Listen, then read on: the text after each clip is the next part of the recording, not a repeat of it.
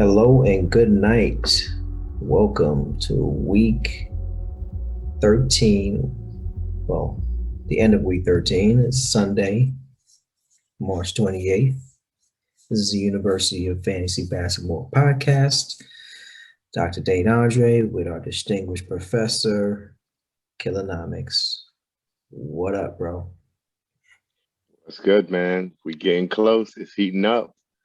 What, 2 weeks Playoffs, away playoffs is from the coming, man. playoffs?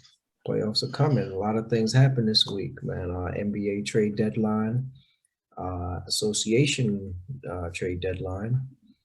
We're gonna get into all of that real quick, but I don't know. Why don't we just jump into the matchups? Yeah, and we had a lot of surprises this week. As you can see in our predictions and what the results are. And we'll talk through a bunch of that. Yeah. Let's start out with I guess my matchup. I mean, no surprises there. I didn't expect to really be too competitive in this one. Had a little hope during the middle of the week, but things kind of went awry when had a couple of missed games from guys who I thought are usually in the lineup, Malcolm Brogdon and Julius Randle. But for the most part, yeah, we expected this to be the case. No Joel Embiid, no Kyrie Irving. Kyrie had a birthday, so he can't play, I guess. Man, birthdays are important, man. They only Birthdays are happen once a important. year. Birthdays are important. You're right. And I guess NBA players deserve vacation too, right? Like I'm taking my birthday off if I didn't really have it off, or I already have it off, but I'll take my birthday off. For people that don't know this, Dane's birthday is on New Year's Day, so he gets a forced day off. It's a forced day off. But it's all good. Solid State give them all the due credit because they played well. James Harden is a beast, man. He's a handful. That boy Collins, man.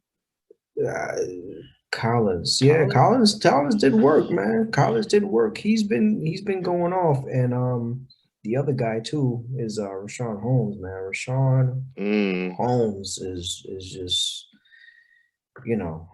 he's just a beast, man. I don't know where he came from, but he put in some work against my team this week, and I had a couple of duds in my lineup too. So Kelly Olynyk. Go ahead.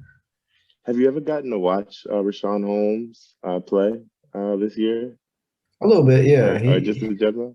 Yeah, a little bit. Man, he has the most unorthodox game, man. He's just this guy that's taking these one-handed running shots. yeah. Floaters. But it's like muddy. But it's going in. When he reminds me of every time I see him? When you're like at Chuck E. Cheese and you're playing like the basketball. The basket. Yeah. Just flip it in. You just flicking it like that. That's Rashawn Holmes like 10 times a game. Yeah, man. He shoots it like 70%. He's been great. Yeah, he's been definitely awesome. Cannot say enough about him.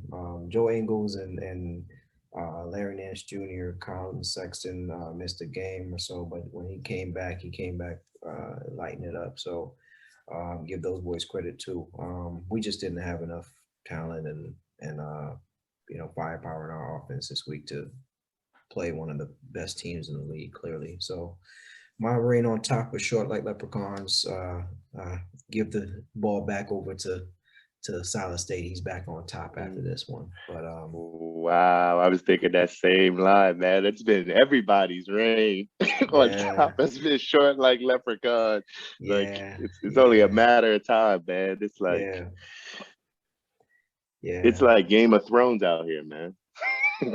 Yeah, we playing good luck staying on top. Playing musical chairs, but let's get it over to GameStop and the Speedsters matchup. What'd you think about this one?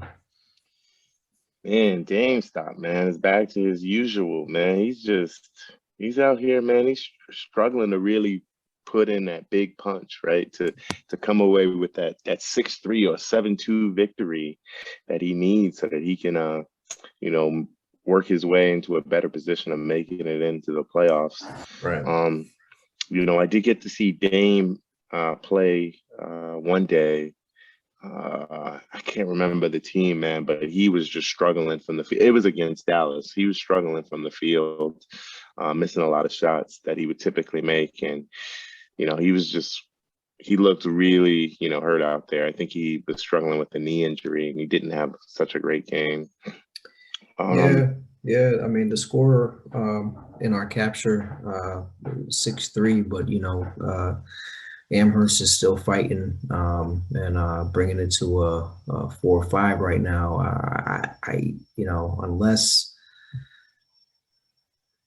Unless Michael Porter Jr. kind of goes completely crazy and drops like 40 points or something like that, 40, 50 points, I don't see a path to them really taking things back over in this matchup. I think it looks like things are pretty much locked, especially since GameStop has Dennis Schroeder out there as well as Clint Capella. So I think they're gonna just keep extending that the lead they have in points right now. We thought this was going to be a close matchup, and I think GameStop has enough. Out there, they're just like the kings of the 5-4 right now. They just find a way to get it done. Agreed, man. Let's see, what they can do with the next 2 weeks. Maybe some 9-0s, right? And they make a miraculous comeback and will their way into the 8th or 7th spot. Right. To our next matchup. This one's gonna burn. Midtown Moneymen took on the Beantown Bombers, and I think we both weren't expecting that. Obviously, I mean, I think we talked about it a little bit, and we expected Beantown to kind of continue their hot streak, but Midtown Moneymen, they're showing why they were ranked highly and why they're currently still one of the best teams in the league, and why we bigged them up so much throughout the year, especially after they made the trade. But yeah, this one looking real lopsided right now. But as we look at the current score, it looks like that's going to be the final score, even though things are still in progress. It's pretty much the 8-1. Yeah, the 8-1 solidified, man. Midtown Moneyman's got CJ cooking once again, man. That guy put up nearly 100 points.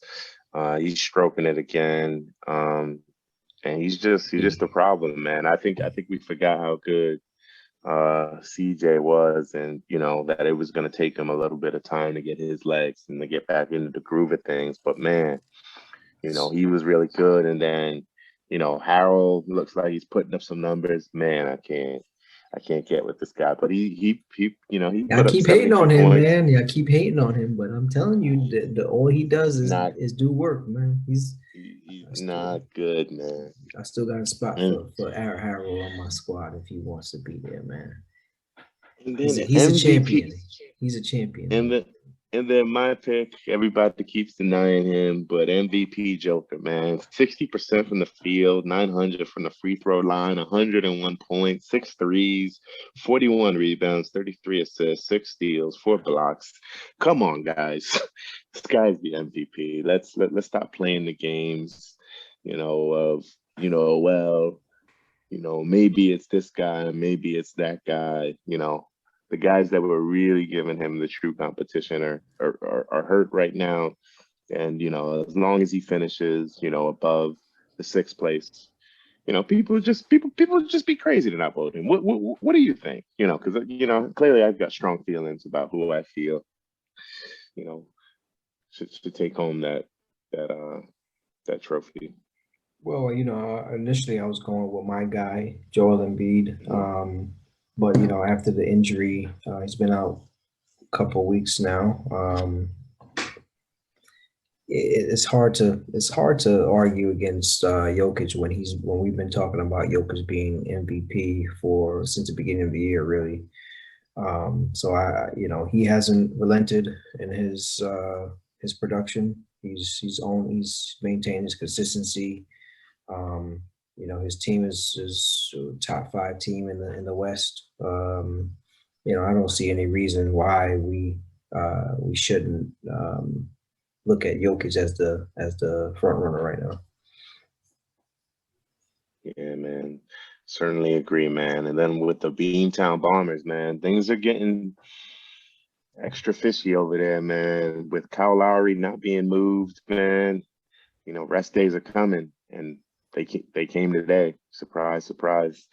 And so he's got some pieces that might be moving in the wrong direction, man. It looks like, man. Zach LaVine, looks like, he was only okay this week. And I don't know if, this is because of, the new acquisitions, that came over to the Bulls.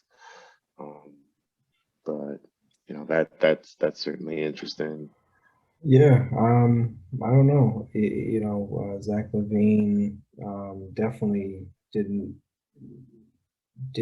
do much against his matchup across town. Tim Hardaway Jr. He and Tim Hardaway Jr. put up the same amount. In actuality, Tim Hardaway Jr. outplayed Zach LaVine in this matchup, which is when that happens. I mean, just back it up. Because Zach LaVine has been almost pretty much a top 10 player in the league this year. So not sure what happened there. Hopefully that's just an anomaly for Beantown. But after this loss, this 8-1, they're going to drop down to the seventh seed, and they've got Rucker Park probably right behind them, as well as Frankfurt looking to get in. Things could get real interesting for a lot of these teams in the next couple of weeks. But tough loss. And Christian Wood, he's sometimes he's there, sometimes he's not. It seems like it's becoming a regular thing that he's in and out of the lineup. So I don't know how confident we feel in him right now, but some things to monitor, definitely. Tyler Halliburton had an excellent game this week. He's did he have a?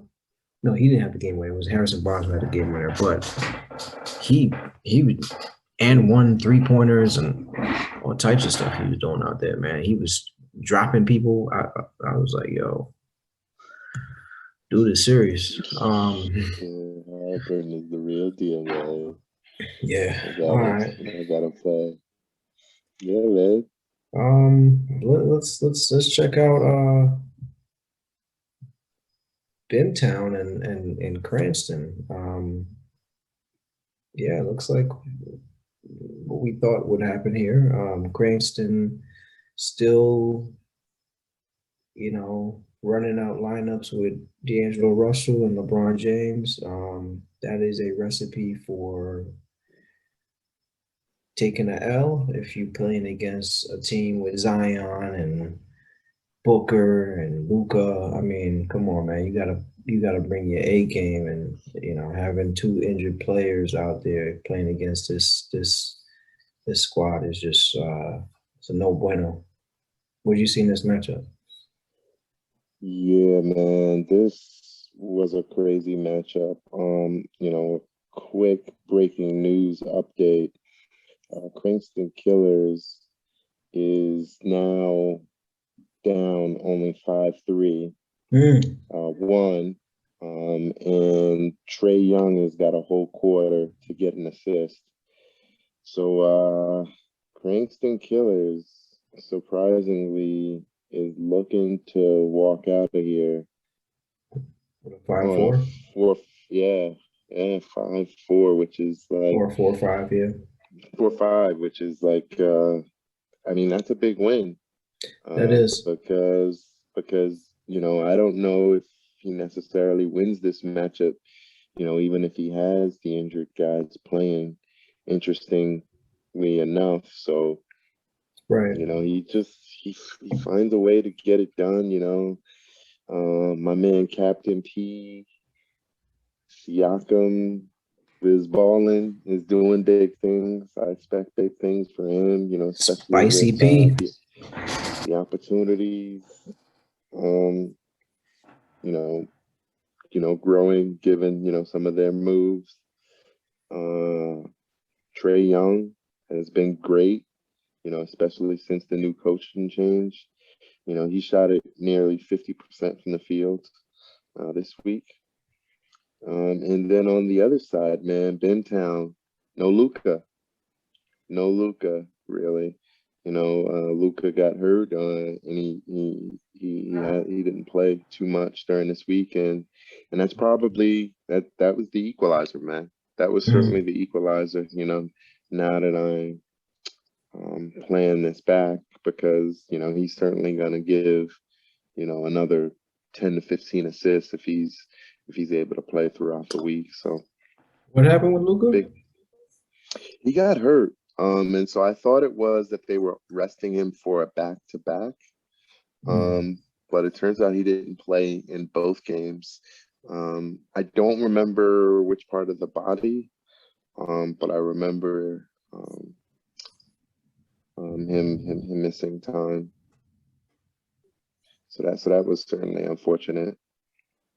And Zion, man, that guy is unbelievable, man. 100 points on 70% shooting.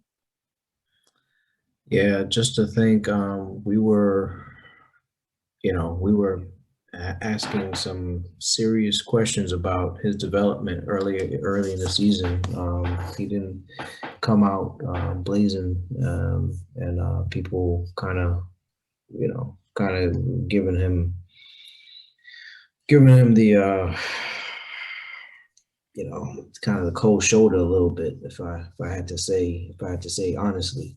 But he's been really great. He's been, ever since he became Point Zion, it looks like, he's really found a niche in how he plays. Now, one thing I want to say about Bimtown right now, looking ahead, going into the last couple of weeks of the season and the playoffs, two of their role players are looking a little shaky in terms of what they were and what they will be for the rest of the season. And I'm talking specifically about Norman Powell, who was recently traded to Portland in exchange for Gary Trent and yada, yada, yada. But his new role on that team is going to be different, right? Not as many shots to go around as he had Toronto. He's playing with Dame. He's playing with CJ. He's playing with Melo. And, he's essentially now really like that, if he's in, I think he's coming off the bench too. So, he's really like, even on the bench or in the second unit, he's probably more like a second option scorer even in that unit. So this is something to look to kind of monitor, see how that goes. And then the other person I'm thinking about is Joseph Enes Kanter, right? This guy has been a double machine all year, but he's been a starter because of the injury to Joseph Nurkic, who's now back. He's been back starting as of this week, and he's going to take up those minutes. So Enes Kanter's back to his reserve role, and as you can see tonight, solid numbers, 10 and 8, but definitely not the crazy rebounding numbers that we've been used to seeing from him. And he's been a top 30-ish player, I want to say. Like he's had really good put up really good numbers this year, and really kind of was a surprise, big surprise for Bimtown. But now it looks like it's going to take a step back. So that's their only center in the lineup. So I think that could spell some trouble for them going forward. What do you think? Yeah, man, I think Bentown has certainly gone down just a tick, because of the trades and the impact on her players. But I mean, you still got Luca, you still got Zion, you still got Devin Booker, right? And so that core can still wheel you through a week. It's just going to be really tough. Certainly going to be the 5-4 priority. I'm going forth, but I think they'll get it done. So we'll see how they do over the next 2 weeks. As we collect some more data on that team. Definitely. So definitely. Next up, talk about it. Brooklyn Phoenix and we got the Brooklyn Phoenix against. We got it. This is a practice game, man. This is a practice matchup, and the Brooklyn Phoenix was my team. Talking about my team in the goddamn third person. Who am I? They were bloody awful, man. I was disappointed, and let me give you 10 reasons why. Maybe I'll give you the reduced version of that. First of all, my man Joey Buckets, Joey Harris, Brooklyn Nets was bloody awful. This trash. guy played 5 minutes one game and had 0 points. That's just awful. And then, you know what? I'm going to combine a bunch of the next things, which was just awful about my team. When you look at my lineup, my team is like one of the best field goal percentage teams in the league. And, I look, I'm like, we're shooting underneath 45% this year or this week. What's going on? Well, I go, how are these players doing? My second best shooter behind Portal, right? Which Portal, I expect to shoot at a high percentage because he's just shooting, layups, was Devontae Graham. Devontae Graham shot it at 49%. If Devontae Graham is my second best shooter for a week, we got some goddamn problems, And so I am disappointed by Ben Simmons shooting 43%. Disgusting. Joe Harris, 39%. Disgusting. Paul George, 38%. Disgusting. Karl Anthony Towns, is his wrist okay? 40%. Disgusting, man. So this was just unbelievable garbage. And it's like, okay, you're going to shoot the ball back, then play some defense. Nope. You know who we relied on defense? It was basically just Portal and Paul George and Simmons and Holiday. So Harris, Keldon Johnson, and Portal. You telling me over 12 games, 0 steals between the three of you guys? This is just beyond upset. Now let me ask you: Are you concerned with Harris going forward? What's going on there? I mean, Harris is on the bench. Harris is on the bench going forth. Keldon Johnson's on the bench going forth. These guys need some talking to. We got some fresh and able bodies, and my man Moses Brown, McConnell, and my man Kyle Anderson. So I need to give these guys some more burn, some more games. Because ironically, I play Kyle Anderson this week, and we're not even having as much of this conversation. So some changes are being made. Moving forth, because this is supposed to be the tune-up, man. I don't got time for this complacency this close near the playoffs. We're already trending in the wrong direction, coming off a 3-6 loss last week. So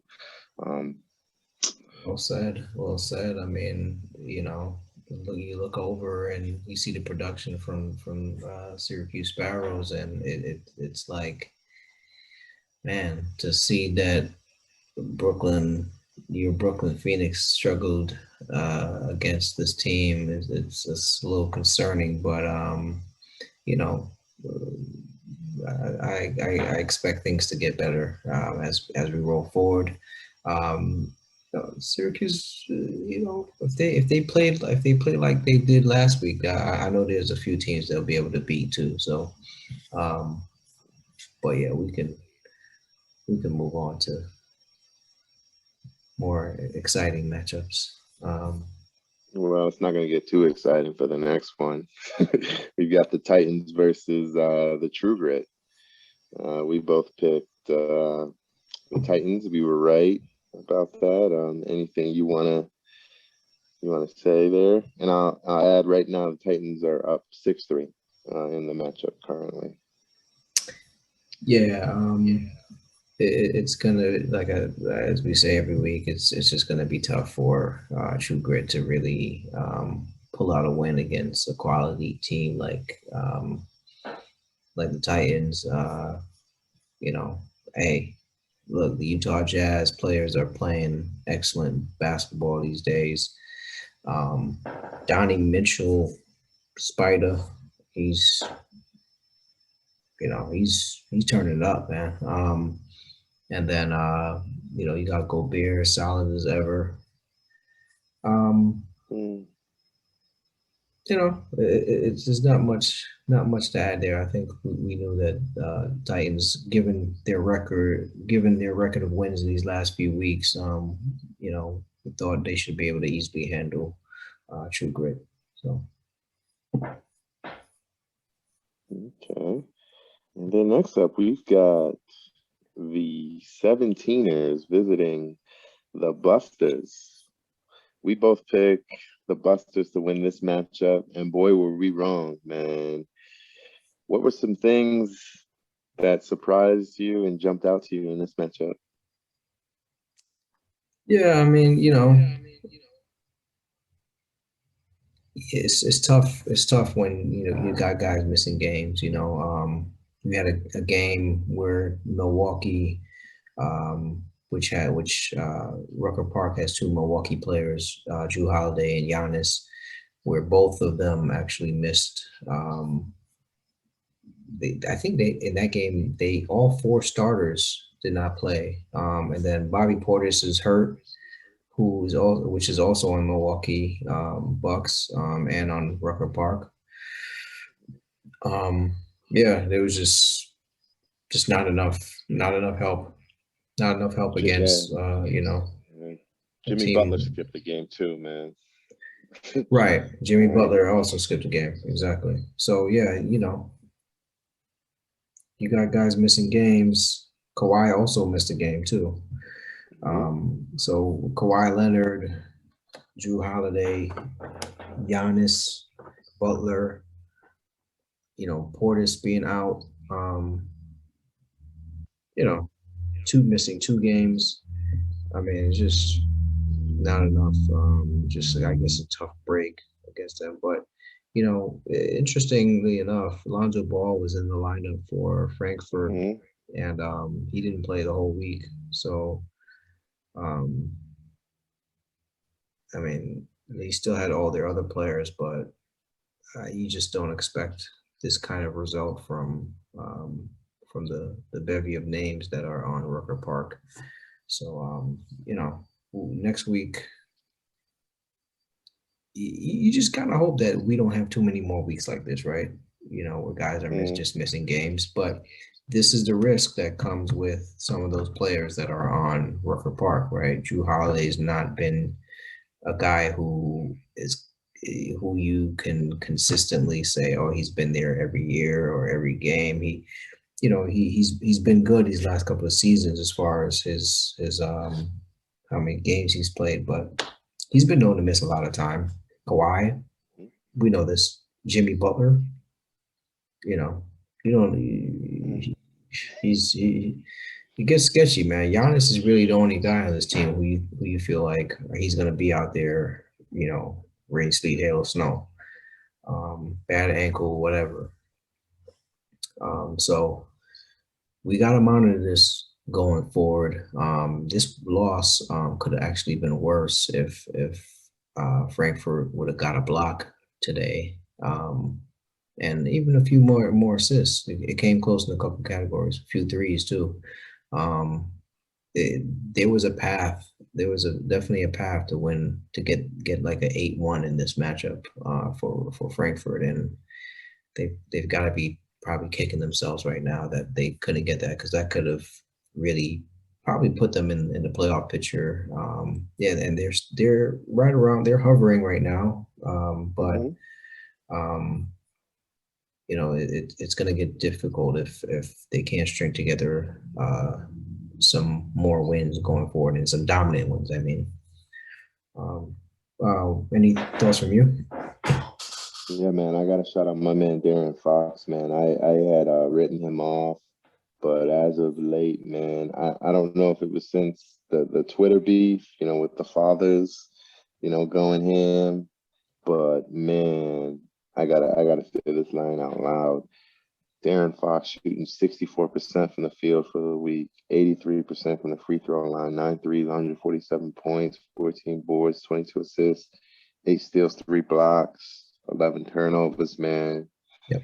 That is fantasy gold right there, man. And you know, you put up a line like that, man, the team can gather around you. And that's what, Josh Hart did, because Josh Hart was the complete opposite of that line, shooting 18% for the week, Yeah, two yeah. threes, 14 points. And, I won't even spur out the rest of his stats, but I mean, some good enough numbers in some other categories. But yeah, man, I'm impressed with Fox, and he's something, special to look forward to. Mhm. Um, for the rest of this season, and some years to go. Certainly, certainly. Yeah. But we'll talk more, a little bit more about this team in a little while, because they made a trade with myself. We'll get into that. But first, let's talk about our next matchup, which is King's Landing versus the NY Clinique. Yeah. Yeah, nothing. Yeah, nothing to see here. Curry out, um, LaMelo gone, um, Aaron Gordon involved in a trade. Which sent him from the Magic to Denver, right? So that cut Hmm. out a couple of games. Hmm. Um, so there's not much that the Kings Landing can do. And then on the other side of the ball, NYK's got it rolling. His guys are pretty much in the same place, with the exception of Vucevic, right? He switched to the Chicago Bulls. Ibaka didn't play for the week, but I mean, it's just too many players, right? You get 6 quality players playing against Kings Landing, and 9 times out of 10 you'll come away with at least a 6-3 victory. Given where his team is at right now, right? With no Curry, no LaMelo, Bradley Beal he's someone to watch. um, um, Given the way that that team is playing, and it looks like he's breaking down just a little bit. Like I'm seeing him blurbs of Bradley Beal is headed to the locker room. Well, Bradley Beal will return to the game. Oops, correction. Bradley Beal will not return to today's game. Yeah, So that's one guy they don't want to run down. Definitely not. They definitely want to make sure that he's in tip-top shape going into next season, especially with the way the seasons were condensed and how early everyone came back. But Bradley Beal is the future, the present and the future of that franchise. So they can't afford to have him get hurt, especially with how high his trade value is right now. So yeah, shut down could be very possible. It means nothing to King's Landing, of course. In this context, doesn't really impact our league, so to speak, right now. But um, it's something definitely NBA fans to watch out for, and King's Landing to watch out for, of course. All right. Well, that was those were all the matchups. But let's really quickly talk about the trade deadline and how quiet it was. As far as the trade deadline in the association. We saw big moves in the NBA, like you mentioned a couple of them. What was your favorite trade from NBA standpoint? I would say all of the trades with the Denver Nuggets. So the Denver Nuggets picking up Aaron Gordon was, the perfect fit, right?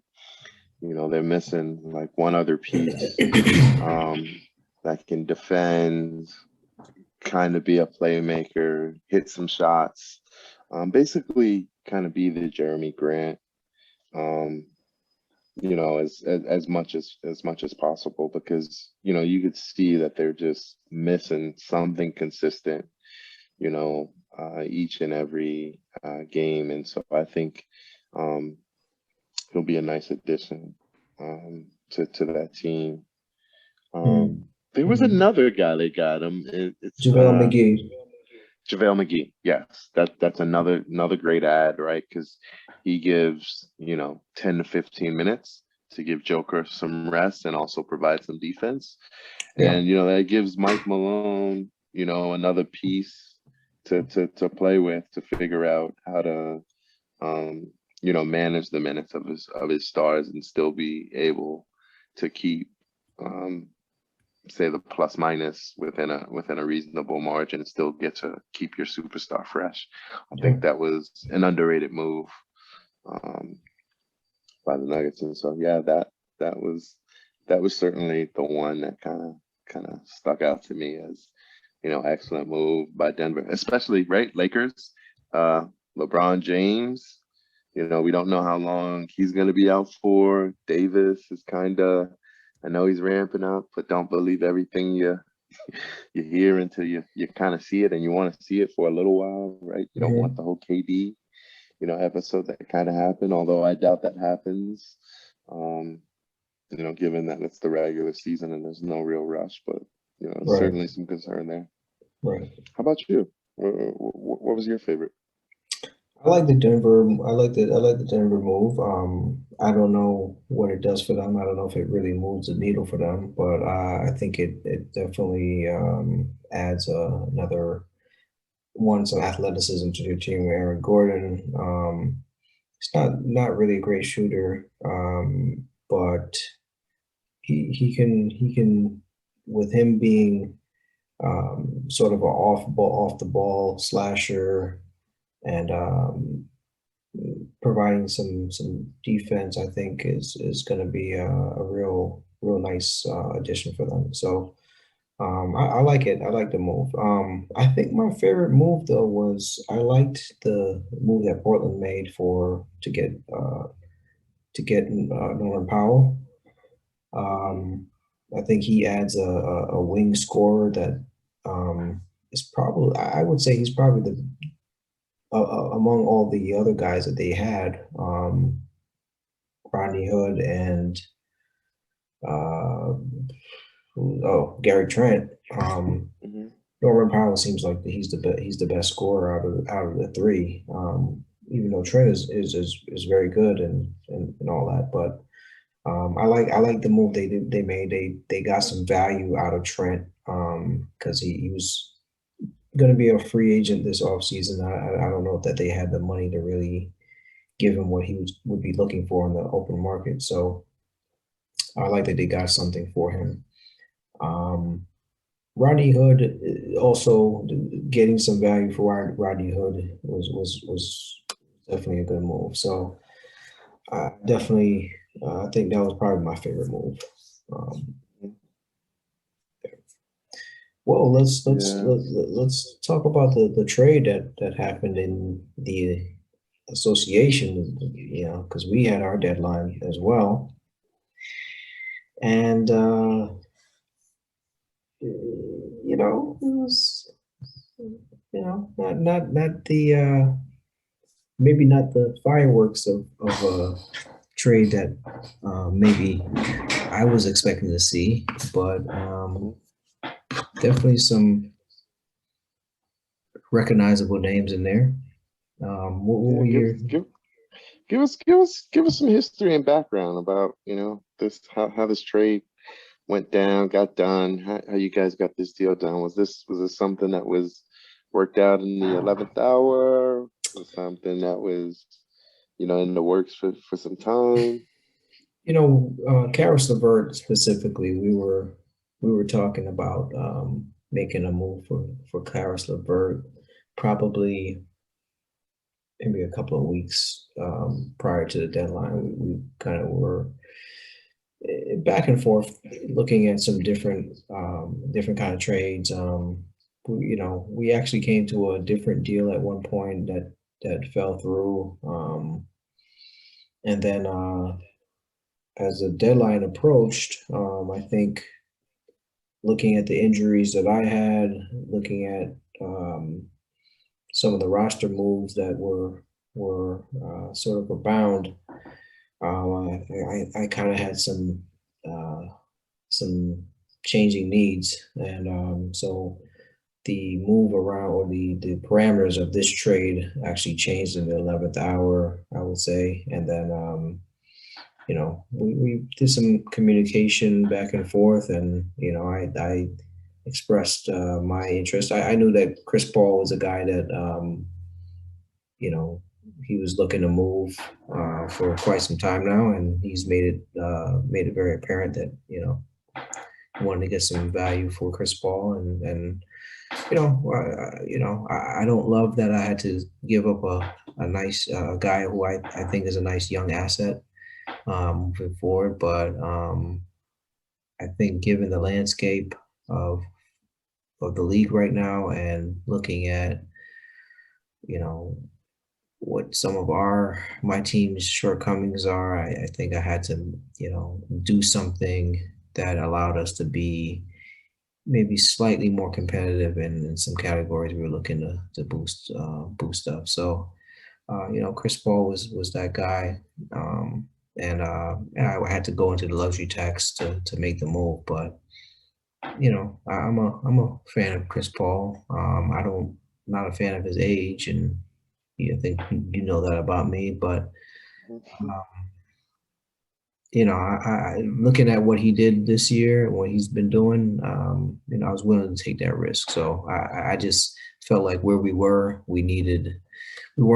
quite at a place where we felt comfortable enough to play against the top teams in the playoffs. So we wanted to make sure we can kind of get as strong as we possibly could going into the playoffs. And I think Chris Paul probably does that for me.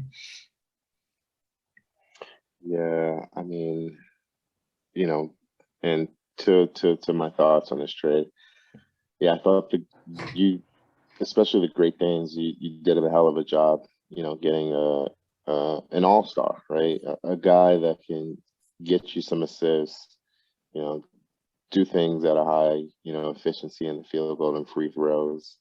Um, and you can plug in and set and forget, right? And I know, health has typically been, an issue with Chris Paul, right? He's typically missing sometime during the regular season, but since I don't know if it was last year or 2 seasons ago, he changed his diet, like so many of these players do, and all of a sudden it's like, now this guy, misses no time. It's like a miracle, man. Like Yeah, I might have to change my diet, right? Like I'm right yeah, around Chris Paul's age, right? And he looks great, right? And being able to play in this condensed season, not really miss too many games, man, I thought it was such a steal. And I thought, I like LeVert, former Brooklyn Nets player, but I like him more on the basketball court than I do in fantasy. There's Mm. just certain deficiencies in his game that it's hard for me to have, as a guard, right? Like, I or swing forward, like, this some of the defense, I like, a little bit higher percentage if especially if you're not going to be making, like three threes a game. Like, I've got like, these little markers that I look um for guys to hit if they're gonna knock me or hit me in the field goal percentage. And so I think he's just not quite there. But, to that point, he's young, right? The 17ers, all about the draft class of 2017, although he comes at 2016. So he might be a little bit old for that franchise. And so I could see the move. I could see the move and I could see the direction, right? Because it's like there's upside. There's upside. And that's Yeah. that's what he's looking to get out of a Yeah. deal like this. Yeah. And Especially when close to no chance, right? And you're not going to keep Chris Paul, so I mean, it's a great move for him. I think it's a great move for him to be able to get a young asset like Caris LeVert. You know, his deficiencies aside, I think he's he's definitely a plus when it comes to being a scorer, and maybe not as efficient as we'd like, but he could do some things. Whether we're talking about being a contributor in points, rebounds, assists, and he's young. He's young. He hasn't played a whole lot of basketball in his NBA career yet. He's missed some time. He's also been in roles that haven't really allowed him. But look what he did in the bubble just a year ago. He's a guy who was putting up 50 plus points in the playoffs, and that's the kind of guy that I see when I look at LeVert, and even just looking at how he bounced back from his kidney surgery. I mean, that's really promising to see him be able to produce the way he's been able to produce coming back. And, not to mention that he knows that he still has a lot of room to improve in his game. I think all that, I think it was a great way for Frankfurt to get some value out of Chris Paul, who he was not obviously going to re-sign next season. And I think I would give him an A+ on the move. And I'm not saying that just because I got Chris Paul, because I don't know that I would give myself an A+ for getting Chris Paul. But well, if you win a championship, right, it's an A+. Or it's an A+. If I win a championship, then it's A+. But it comes with it doesn't. Yeah. Doesn't come without risk. So because I don't know, I don't know if there's rest coming up for Chris Paul. I don't know if there's an injury like we always see with Chris Paul coming up. We just don't know. And then the guys are our age. I mean, what he's doing is not, especially at his size, it's not normal. So there's no real precedent for it. So it's all murky waters from here, but we'll see. I'm happy to have him on his team. I'm a Chris Paul fan, so good luck to all parties involved. Well, that's the end of our week 13 recap. We have a week 14 recap coming up next. Stay tuned.